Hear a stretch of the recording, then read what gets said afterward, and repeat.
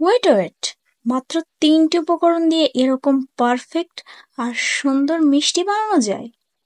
এটাও সম্ভব? হ্যাঁ, সম্ভব।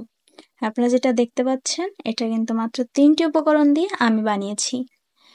এত সহজভাবে, এত ভালোভাবে বুঝিয়ে দিয়েছি যেটা আপনারা অবশ্যই পারবেন। হ্যালো ভিউয়ার্স, আসসালামু আলাইকুম। আশা করি সবাই ভালো আছেন। তো এর জন্য মেইন উপকরণটা যেটা আমাদের লাগবে মুড়ি। বাসায় কিন্তু সবারই আমাদের মুড়ি থাকে, আর এই মুড়ি দিয়ে যদি এত সুন্দর মিষ্টি বানানো যায় তাহলে আমরা কেন দোকান থেকে কিনে খাবো? এখানে আমি 1.5 কাপ পরিমাণ মুড়ি ব্লেন্ডারে ব্লেন্ড করে নিয়েছি। যাদের বাসায় ব্লেন্ডার নেই তারা অবশ্যই শিলপাটাতে একদম মিহি গুঁড়া করে নেবেন। এখন সেই সেম কাপেরই 1.5 কাপ দুধ আমি এখানে দিয়ে দিয়েছি। এটা এবার একটু বলক আসলে এর ভিতরে সেই মুড়ি গুঁড়া রাখাটা এটার ভিতরে দিয়ে দিতে হবে। এখন একটু পরে দেখা যাবে এটা কিন্তু দুধটা একদমই সোক করে নেবে। তো তখন একটু নাড়িয়ে চাড়িয়ে নিয়ে এটা একদমই আঠালো একটা ভাব হয়ে যাবে, মানে ডো তৈরি হয়ে যাবে মিষ্টির। তখন নামিয়ে ফেলতে হবে। রুটির যে খামিরটা করি আর কি আমরা তেমনই। এখন আমি এটা একটুখানি ঠান্ডা হতে দিয়েই, হালকা একটু ঠান্ডা হলে হাতে সয়বে সেরকম হলে এর ভিতরে 10 টাকা দামের যে গুঁড়া দুধ একটা দিয়ে দিব, 1 প্যাকেট। আর দিয়ে দেবো একটুখানি বেকিং পাউডার। বেকিং পাউডারই এখানে দিতে হবে, বেকিং সোডা জানি দেবেন না। এখন এটা খুব ভালো করে একটু মাখিয়ে নিয়ে এরপর দিয়ে দেবো 2 চামচ ঘি। সেটাও ভালো করে একটু মেখে নিয়ে এবার একটা মুরগির ডিম দিয়ে দিয়েছি। এটা আবার খুব ভালো করে মেখে নিতে হবে। এই মাখা জাগার কাজটা প্রায় 5-7 মিনিট ধরে করতে হবে, না হলে কিন্তু মিষ্টিটা পারফেক্ট হবে না, ফুলবে না, অথবা ফুলবেও চুপসে যাবে। এখন এই তো আমার ডোটাও রেডি। আমি হাতে এবার একটু ঘি ভালো করে মেখে নিয়ে এখন মিষ্টির শেপটা দিয়ে দিলাম।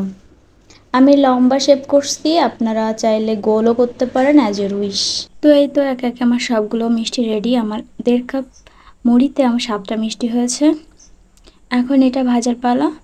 তো আমি চুলাতে একটা কড়াই বসিয়ে দিয়ে এর ভিতরে পরিমাণ মতো তেল দিয়ে নিব। আর তেলটা হাতে সইবে এরকম গরম হলে এর ভিতরে সব মিষ্টিগুলো এক এক করে দিয়ে দিব। খুব বেশি এই তেল গরম করা যাবে না, তাহলে কিন্তু ভাজা ভাজা হয়ে যাবে, ওপর থেকে কিন্তু ভেতরে কাঁচা থেকে যাবে, তখন আর মিষ্টি হবে না। তো এই তো দেখেন যে আস্তে আস্তে করে হচ্ছিল। আর এই সময় কিন্তু মোটেও হাত দিয়ে নাড়ানি করা যাবে না, তাহলে কিন্তু মিষ্টিগুলো ভেঙে যাবে। তো একটু বেশ কিছুক্ষণ পরে আমি এভাবে একটুখানি উল্টিয়ে দিয়েছিলাম, আর মিষ্টিগুলো সবই ফেটে গিয়েছিল, কারণ আমার মেবি বেকিং পাউডারটা একটু বেশি হয়ে গিয়েছিল। যাই হোক, ওটা কোনো বিষয় না।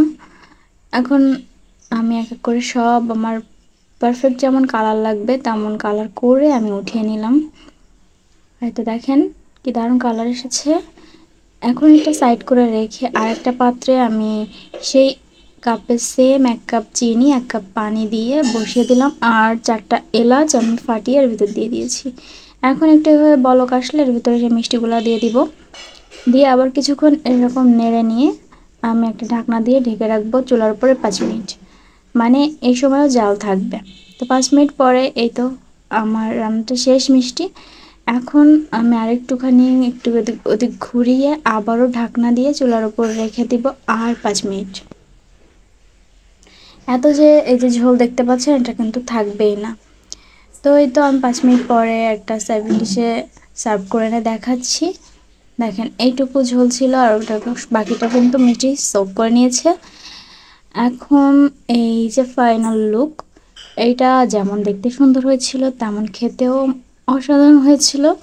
বাসায় থাকা যদি এই সামান্য উপকরণ দিয়ে এরকম ভালো মিষ্টি তৈরি করা যায় তাহলে কেন আমরা দোকান থেকে কিনে খাবো বলেন তো?